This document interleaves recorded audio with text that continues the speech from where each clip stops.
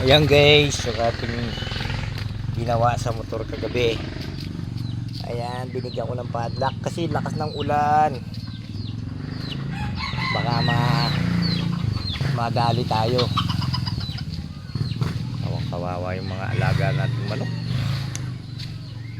Ayan no, basa.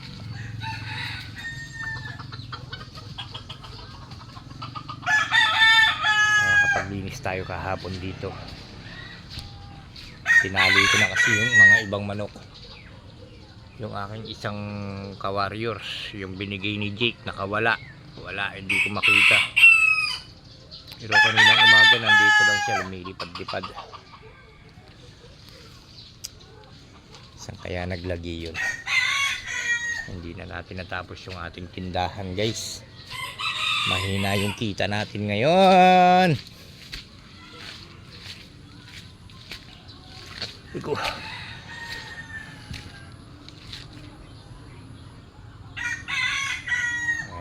Di bali. Pag kumita-kita tayo, kaka-order tayo ng pantambak dyan.